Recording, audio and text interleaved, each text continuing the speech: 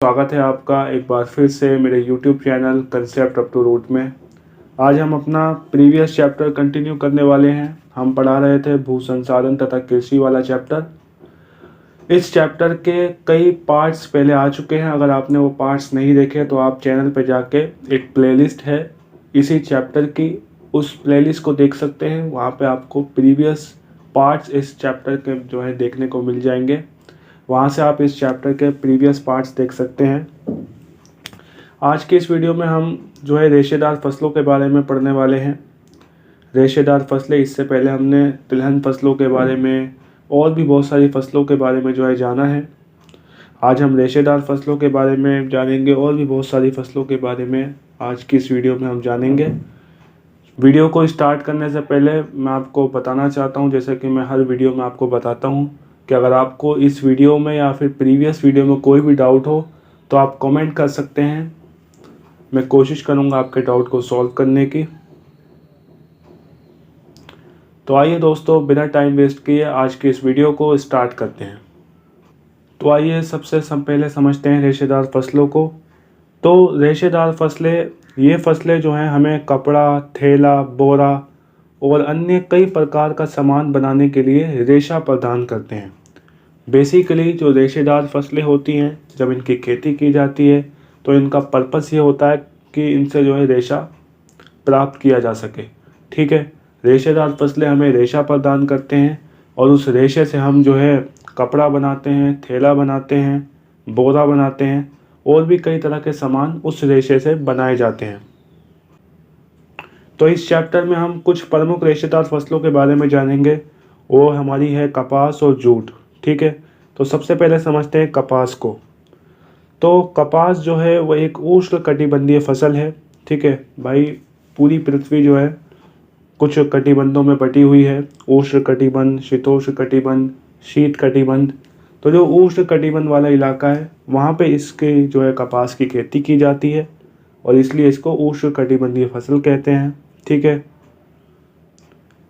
देश के अर्धशुष्क भागों में खरीफ ऋतु में बोई जाती है। अच्छा ठीक है, रेशेदार फसलों में ये जो कपास जो हमारी है ये हमारे भारत में उन इलाकों में बोई जाती है जो अर्धशुष्क हैं, यानी जो सूखे इलाके हैं वहाँ पे इसकी कृषि की जाती है और खरीफ ऋतु में इसको जो है बोया जाता है। ठीक है, अगला पॉइंट बहुत इंपॉर्टेंट है, उसको ध्यान से समझना। देश विभाजन के समय भारत का बहुत बड़ा कपास उत्पादन क्षेत्र पाकिस्तान में चला गया। तो ये बात समझने वाली है क्योंकि उस टाइम पे देश का जो है विभाजन हुआ। जब देश का विभाजन हुआ उस टाइम पे क्या हुआ, भारत का बहुत बड़ा कपास उत्पादन क्षेत्र जो है पाकिस्तान में चला गया। भारत छोटे रेशे वाली और लंबे रेशे वाली दोनों प्रकार की कपास का उत्पादन करता है। अब कपास जो होती है वो दो प्रकार की होती है। एक छोटे रेशे वाली होती है जो भारतीय होती है और एक लंबे रेशे वाली होती है जो अमेरिकन होती है। दोनों तरह की कपास भारत में जो है प्रोड्यूस की जाती है।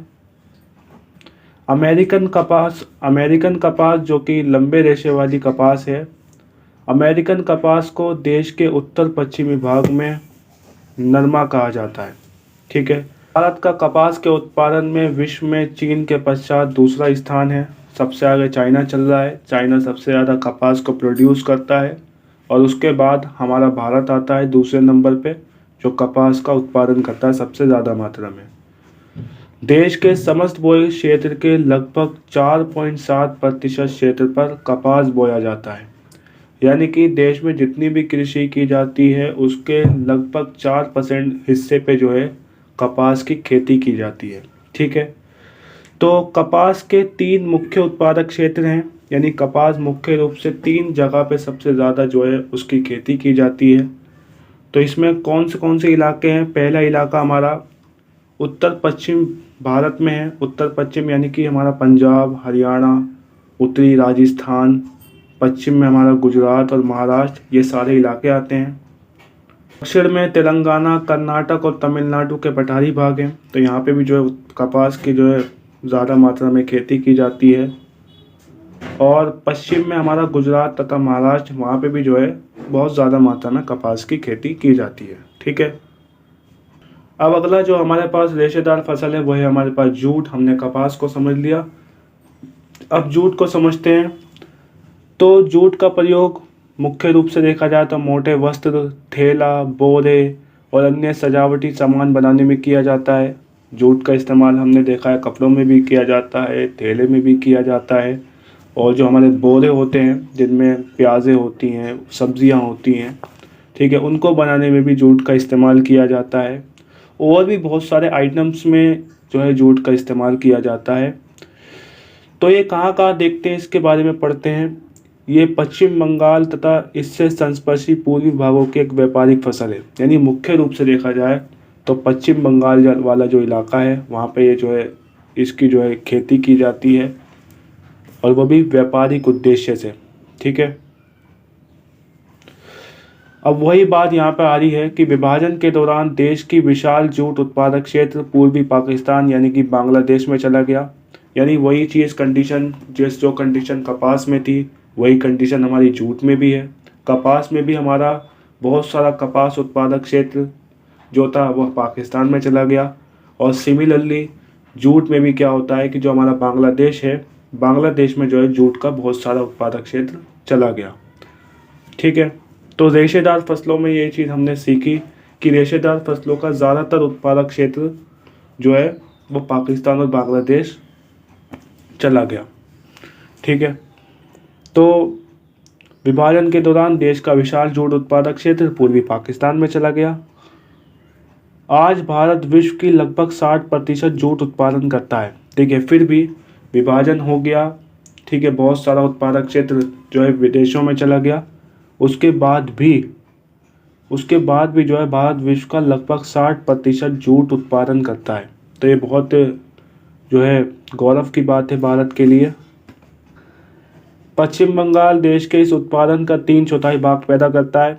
तो मेनली देखा जाए तो पश्चिम बंगाल में जो है इसकी खेती की जाती है ज़्यादा मात्रा में। इसके अलावा बिहार, आसाम, यहाँ पे भी जो है जूट का उत्पादन किया जाता है। अन्य फसलें, अब हम अन्य फसलों में हम गन्ने के बारे में पढ़ेंगे, चाय के बारे में पढ़ेंगे, कॉफ़ी के बारे में पढ़ेंगे, क्योंकि ये भारत की अन्य महत्वपूर्ण फसलें हैं। वैसे तो बहुत सारी फसलों का उत्पादन भारत में किया जाता है, लेकिन इस चैप्टर में हम सिर्फ वही फसलों के बारे में पढ़ रहे हैं जो मुख्य रूप से भारत में जो है जिनकी खेती की जाती है, ज़्यादा मात्रा में की जाती है, और जो प्रचलित हैं, प्रसिद्ध हैं। ठीक है, तो मेनली उन्हीं फसलों की बातें हो रही हैं यहाँ पे। तो सबसे पहले समझते हैं हम गन्ने को। तो गन्ना जो है एक उष्ण कटिबंधीय फसल है। यानी ये जो है उष्ण कटिबंध फसल में, उष्ण कटिबंध वाला जो इलाका है वहाँ की फसल है। ठीक है, वर्षा पर निर्भर परिस्थितियों में ये केवल आर्द्र एवं उपाद्र जलवायु वाले क्षेत्रों में बोई जा सकती है। तो यानी कि ये जो गन्ना होता है मेनली इसको जो है पानी की बहुत ज़्यादा ज़रूरत होती है। ठीक है, क्योंकि अगर वर्षा पर निर्भर कोई इलाका है तो ये वहीं पे जो है इसकी खेती की जा सकती है जहाँ पे जो जलवायु हो वो आर्द्र वाली हो, यानी कि नमी वाली हो, क्योंकि इस खेती को जो है पानी की बहुत ज़्यादा आवश्यकता होती है। ठीक है, परंतु भारत में इसकी खेती अधिकतर सिंचित क्षेत्रों में की जाती है। सिंचित क्षेत्रों में इसलिए की जाती है बिकॉज इसको जो है पानी की बहुत ज़्यादा आवश्यकता होती है, इसलिए वर्षा से भी जो है काम नहीं चलता, सिंचाई करनी पड़ती है, ताकि अगर वर्षा में कम बढ़त हो जाए तो सिंचाई से उसकी भरपाई की जा सके। तो सिंचाई की जाती है, सिंचाई वाले इलाकों में इसकी खेती की जाती है। ठीक है, पश्चिम भारत में गन्ना उत्पादक प्रदेश महाराष्ट्र और गुजरात तक विस्तृत है। यानी पश्चिम भारत में अगर बात करें तो वहाँ पे जो है महाराष्ट्र में, गुजरात में जो है इसकी जो है खेती की जाती है। दक्षिण भारत में अगर बात करें तो वहाँ पे कर्नाटक में, तमिलनाडु में, तेलंगाना, आंध्र प्रदेश वाले सिंचाई वाले भागों में इसकी कृषि की जाती है। ठीक है, तो मेनली आपको गन्ने के बारे में इतना समझना है कि जो गन्ना है उसको पानी की आवश्यकता बहुत ज़्यादा होती है, और गन्ने को जो है भारत में उन जगहों पे इसकी खेती की जाती है जहाँ पे सिंचाई की सुविधा है। ठीक है, यहाँ विश्व के 19% गन्ने का उत्पादन होता है। यानी विश्व का जितना भी गन्ना प्रोड्यूस होता है 19% जो है भारत में किया जाता है। तो देश के कुल शस्य क्षेत्र के 2.4% भाग पर इसकी कृषि की जाती है। तो लगभग 2 से 3% हिस्से पे जो है गन्ने की खेती की जाती है। उत्तर प्रदेश देश का 40% गन्ना उत्पादन करता है। और ये लाइन हमें ये बात समझा रही है कि सबसे ज़्यादा गन्ना कहाँ जो है प्रोड्यूस किया जाता है, उत्तर प्रदेश में। इसके अन्य प्रमुख उत्पादक राज्य हैं महाराष्ट्र, कर्नाटक, तमिलनाडु, आंध्र प्रदेश। यहाँ पे भी जो है गन्ने को अच्छे मात्रा में उगाया जाता है, लेकिन सबसे ज़्यादा यूपी में। ठीक है।